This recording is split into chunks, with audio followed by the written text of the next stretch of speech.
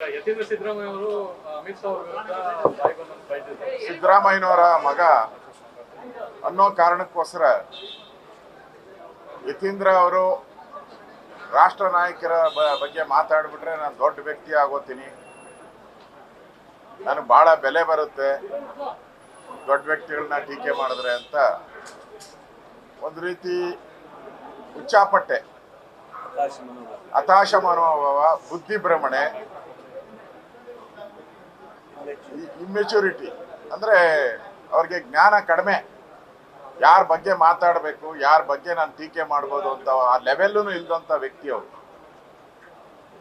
ಅಮಿತ್ ಶಾ ಈ ದೇಶದ ಗೃಹ ಸಚಿವರಾಗಿ ಕೆಲಸ ಮಾಡ್ತಾ ಇರೋರು. ಅಲ್ಲಿನ ಮೈಸೂರಿನ ರಾಜಕಾರಣದ ಬಗ್ಗೆ ಅಲ್ಲಿ ಟೀಕೆ ಮಾಡಕ್ಕೆ ಇವ್ರಿಗೆ ಯೋಗ್ಯತೆ ಇಲ್ಲ. ಮಾಡಿದ್ರೆ ಅಲ್ಲಿ ಇಮಿಡಿಯೇಟ್ ಆಗಿ ರಿಯಾಕ್ಷನ್ ಕೊಡ್ತಾರೆ. ಅದನ್ನ ಬಿಟ್ಬಿಟ್ಟು ಡೆಲ್ಲಿ ಬಗ್ಗೆ ಮಾತಾಡುವಂಥದ್ದು ಇದೊಂಥರ ಬುದ್ಧಿ ಭ್ರಮಣೆಯಾಗಿ ಮಾಡ್ತಾ ಇದ್ದಾರೆ. ಇಂಥ ಹೇಳಿಕೆಗಳು ಕಾಂಗ್ರೆಸ್ ಅವರು ನಿರಂತರವಾಗಿ ಹಿಂದೆ ಮೋದಿ ಬಗ್ಗೆ ಚಾಯ್ವಾಲಾ ಅಂತ ಹೇಳಿದ್ರು, ಟೀಕೆ ಮಾಡಿದ್ರು, ಮೋದಿ ಕುಟುಂಬದ ಬಗ್ಗೆ ಮಾತಾಡಿದ್ರು, ಅದೆಲ್ಲ ಅವರಿಗೆ ರಿವರ್ಸ್ ಆಗಿದೆ. ಸಿದ್ದರಾಮಯ್ಯನವ್ರ ಮಗ ಅಂತೇಳಿ ಈ ತರ ದುರಾಂಕಾರದ ಬಾಲಿಶ ಹೇಳಿಕೆ, ಕೊಬ್ಬಿನ ದುರಾಂಕಾರ, ಕೊಬ್ಬಿದ ಹೇಳಿಕೆಯನ್ನ ಕೊಡುವಂಥದ್ದು ಇದು ಕಾಂಗ್ರೆಸ್ಸಿನ ಆ DNA ಅಲ್ಲೇ ಬಂದ್ಬಿಟ್ಟಿದೆ.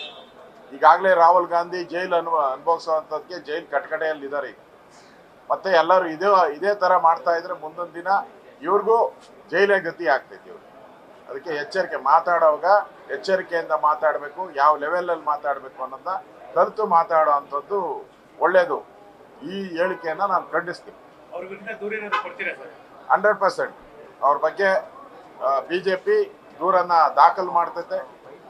ಗೃಹ ಸಚಿವರ ಬಗ್ಗೆ ಹೇಳಿಕೆಯನ್ನ ಕೊಟ್ಟಿರೋದನ್ನ ದೂರನ್ನ ದಾಖಲೆ ಮಾಡ್ತೈತೆ. ಇವತ್ತು JDS ಮತ್ತು ಬಿಜೆಪಿ ಎರಡು ಪಕ್ಷಗಳು ಈಗಾಗಲೇ ಹಾಲು ಜೇನು ರೀತಿ ಕೆಲಸ ಮಾಡ್ತಾ ಇದ್ದಾರೆ. ಇನ್ನಷ್ಟು ಸಮನ್ವಯದಿಂದ ಕೆಲಸ ಮಾಡುವಂತ ದೃಷ್ಟಿಯಿಂದ ನಿನ್ನೆನೂ ಕೂಡ ನಾವು ನಮ್ಮ ಜಯನಗರದಲ್ಲಿ ನಾವು ಕುಮಾರಸ್ವಾಮಿ ಅವರೆಲ್ಲ ಸೇರಿದ್ರಿ. ಇವತ್ತು ವಿಸ್ತೃತವಾಗಿ ಮತ್ತೊಮ್ಮೆ ಅವರ ಪಕ್ಷದ ಮುಖಂಡರು ನಮ್ಮ ಪಕ್ಷದ ಮುಖಂಡರು ಸೇರಿ ಯಾವ್ಯಾವ ಲೋಕಸಭೆ ಕ್ಷೇತ್ರದಲ್ಲಿ ಯಾವ ತಂತ್ರಗಾರಿಕೆಯನ್ನು ಮಾಡಬೇಕು, ಹೇಗೆ ಚುನಾವಣೆಯನ್ನು ಎದುರಿಸಬೇಕು ಮತ್ತು 28ಕ್ಕೆ 28 ಸ್ಥಾನ ಗೆಲ್ಲುವಂಥದ್ದಕ್ಕೆ ಏನು ರಣತಂತ್ರಗಳನ್ನು ಮಾಡಬೇಕು. ಮುಂದೆ ಈಗ ನಾಮಿನೇಷನ್ ಶುರುವಾಗ್ತಾ ಇದೆ. ಯಾರ್ಯಾರು ನಾಮಿನೇಷನ್ಗೆ ಯಾರ್ಯಾರು ಮುಖಂಡರುಗಳು ಹೋಗಬೇಕು, ಒಂದು ಒಗ್ಗಟ್ಟನ್ನು ತೋರಿಸುವಂಥ ದೃಷ್ಟಿ ಮತ್ತು ಕೆಲಸ ಮಾಡುವಂಥ ದೃಷ್ಟಿ, ಚುನಾವಣೆಯವರೆಗೂ ಕೂಡ ನಾವೆಲ್ಲರೂ ಕೂಡ ಅಣ್ಣ ತಮ್ಮಂದಿರಂತೆ ಕೆಲಸ ಮಾಡಿ ಈ ರಾಜ್ಯದಲ್ಲಿ ಇರ್ತಕ್ಕಂಥ ಭ್ರಷ್ಟ ಸರ್ಕಾರ, ಮೋಸ ಮಾಡಿದ ಸರ್ಕಾರ, ದುರಾಂಕಾರದ ಸರ್ಕಾರ, ಬರದ ಹಣವನ್ನು ಕೊಡೋಕ್ಕೆ ಯೋಗ್ಯತೆ ಇಲ್ಲದಂತಹ ಸರ್ಕಾರ, ಕುಡಿಯೋ ನೀರು ಕೊಡೋಕ್ಕೂ ಯೋಗ್ಯತೆ ಇಲ್ಲದಂತಹ ಸರ್ಕಾರಕ್ಕೆ ಒಂದು ಬಿಸಿ ಮುಟ್ಟಿಸ್ಬೇಕು. ಜನಕ್ಕೆ ನಾನು ಕರೆ ಕೊಡ್ತಾ ಇದ್ದೀನಿ. ಈ ರೀತಿ ಭ್ರಷ್ಟಾಚಾರ, ಕುಡಿಯೋ ನೀರು ಕೊಡದೆ, ಬರಗಾಲದ ಹಣವನ್ನು ಬಿಡುಗಡೆ ಮಾಡದೆ ಇರ್ತಕ್ಕಂಥ ಈ ಕಾಂಗ್ರೆಸ್ ಸರ್ಕಾರಕ್ಕೆ ಬರುವಂಥ ಲೋಕಸಭಾ ಚುನಾವಣೆಯಲ್ಲಿ ಸರಿಯಾದಂಥ ಬುದ್ಧಿಯನ್ನು ಕಲಿಸಬೇಕು ಅಂತ ಹೇಳಿ ರಾಜ್ಯದ ಜನತೆಗೆ ವಿನಂತಿಯನ್ನ ಮಾಡ್ತಾ ಇದ್ದೀನಿ. ರಾಜ್ಯ ಮಟ್ಟದಲ್ಲಿ ಸಮನ್ವಯ, ಸ್ಥಳೀಯ ಮಟ್ಟದಲ್ಲಿ, ಕಾರ್ಯಕರ್ತರ ಮಟ್ಟದಲ್ಲಿ ಅದಕ್ಕೇನು ಪ್ಲಾನ್ಗಳನ್ನು ಮಾಡ್ತಿದ್ದೀರಿ? ಈಗ ಮೊದಲ ಹಂತದಲ್ಲಿ ರಾಜ್ಯ ಮಟ್ಟದಲ್ಲಿ ಮಾಡ್ತಾ ಇದ್ರಿ, ಈಗ ಜಿಲ್ಲಾ ಮಟ್ಟದಲ್ಲೂ ಪ್ರಾರಂಭ ಮಾಡಿದಿರಿ. ಮೈಸೂರು, ಮಂಡ್ಯ ಈ ಕಡೆ ಎಲ್ಲ ಆಗ್ತಾ ಇದೆ.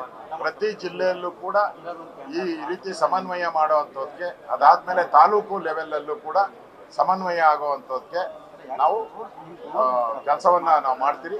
ಮತ್ತು ಎಲ್ಲ ವಿಧಾನಸಭಾ ಕ್ಷೇತ್ರದಲ್ಲೂ ಒಟ್ಟೊಟ್ಟಿಗೆ ಕೆಲಸ ಮಾಡುವಂಥದ್ದಕ್ಕೆ 3ನೇ ಹಂತದಲ್ಲೂ ಕೂಡ ಹೊಂದಾಣಿಕೆ, ಒಂದು ರೀತಿ ಅಣ್ಣ ತಮ್ಮಂದ ರೀತಿ ಕೆಲಸ ಮಾಡುವಂಥದ್ದಕ್ಕೆ ನಾವು ಈಗಾಗಲೇ ಇಲ್ಲಿ ಸೂಚನೆಯನ್ನ ಕೊಡ್ತೀವಿ ನಾವೆಲ್ಲ. ನ್ಯೂಸ್ ಫಸ್ಟ್ ನಿರ್ಭೀತಿಯಿಂದ ನಿಮ್ಮ ಪರವಾಗಿ.